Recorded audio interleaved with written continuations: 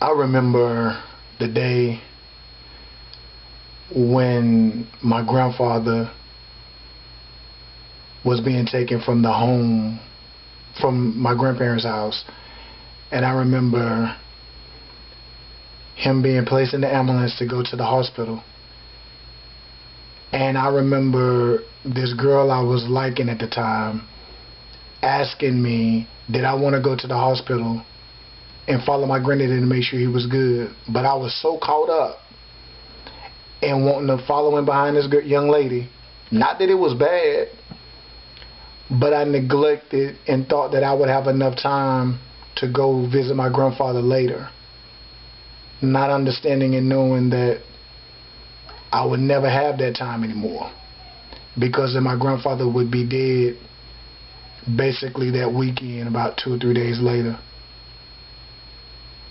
I remember years later my grandmother being in the hospital and me going over there visiting her. My sister would be there all the time, and I would go and visit my grandmother all the time, but I was so caught up in school and just the busyness of thinking that I would always have enough time to go and visit my grandmother. Besides, she had been in the hospital before, and I figured that she was going to be okay, because besides, I would have enough time to go be there with my grandmother, not knowing that again I would not have enough time, and that on Valentine's Day of 2003 that my grandmother would be dead.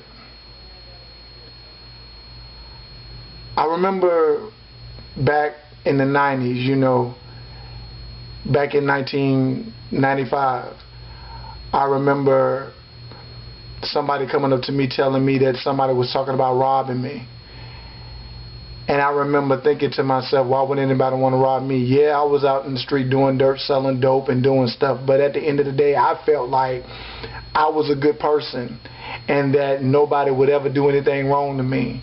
And besides, I got all the time in the world to deal with things like that, not knowing that 2 days later somebody would run up in my grandmother's house, somebody would end up shooting me down in my grandmother's driveway, and that I would lose my ability to walk.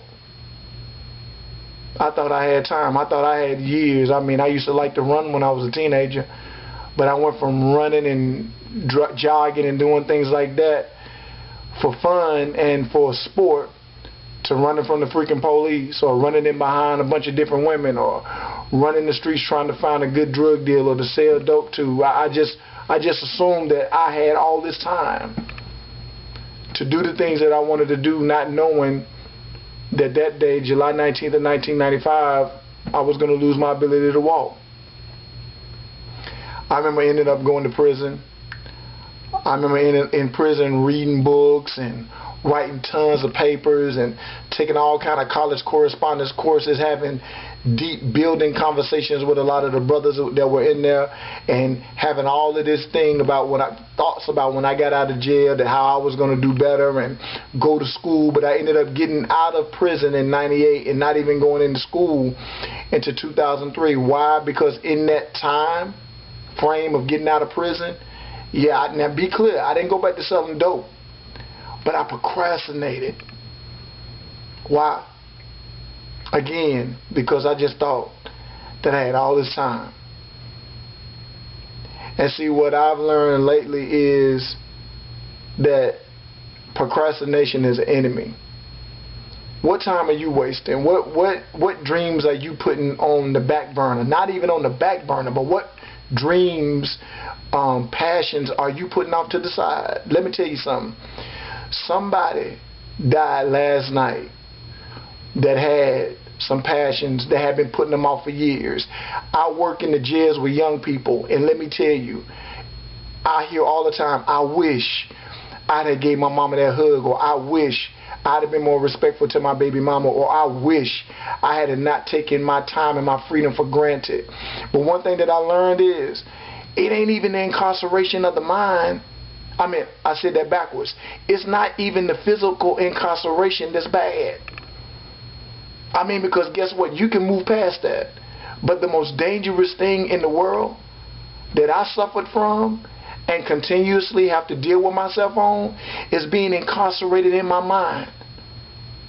How many people are in prison in their freaking head, wasting time, thinking that they got tomorrow? Tomorrow's not promised for everybody. Whether it be, tomorrow's just not promised. I don't even have to go into that. It's self-explanatory. Tomorrow's not promised. I would give anything for my grandmother to be here, or anything for my grandfather to be here. I have an older son that I just took for granted when he was little, that he was going to always be there, and that, even though dad was in and out of prison, or me and his mom wasn't really vibing and getting along, that I was going to have time to prove my point. Now, my son 20 years old and got 2 kids, and we not even talking like that. And I hate that. And I've tried to reach out, and for whatever reason, it ain't working. But guess what? My point still in even sharing that is saying, now is the time for you to stop wasting time. And when I say it to you, I'm saying it to myself. Be genuine in your friendships. Don't take your eyesight, your ability to walk, or your ability to breathe, or that passion you got for writing or speaking or singing or hugging your kids. Don't take that stuff for granted, because tomorrow's not promised. Now is the time for you to do exactly what it is that you're supposed to be doing. I don't know what it is, but you know.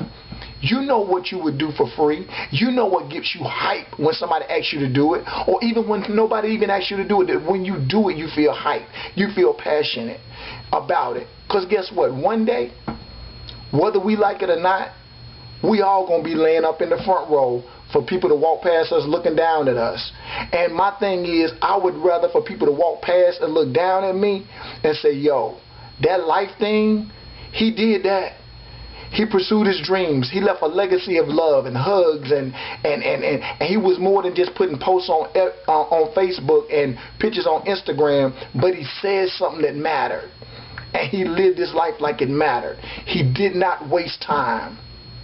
I met a lady once that told me about all of the hotel rooms, about all the hotels and motels she owned up in New York.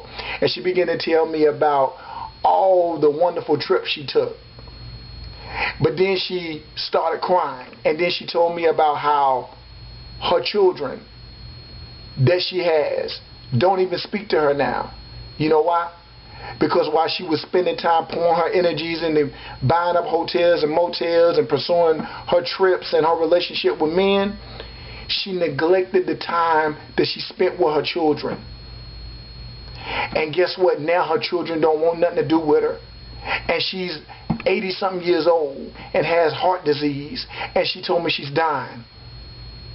And all of her hotels and motels and those relationships she had, they mean nothing now, because guess what? She don't even have that stuff no more. And she's alone and having to endure with all of the stuff and the bad choices that she made. She has to live in that mental prison. What time are you wasting? Why procrastinate another day? And again, be clear. I ain't coming up here like a guru telling you that I know everything, because I don't.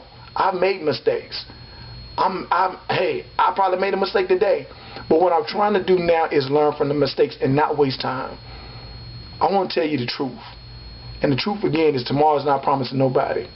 Hey, I thought I always was going to be walking. You couldn't pay me to think I was going to be rolling around in a wheelchair for the last 18 years, which will be 19 years, July 19. You couldn't have paid me to think that right now on my job that I'm struggling.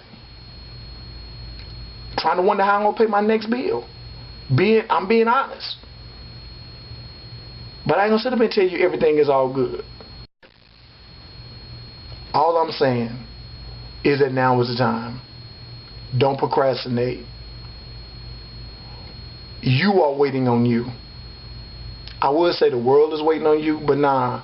The you that's on the inside, that's being chained by procrastination, is waiting to get loose and live the life that you're supposed to be living.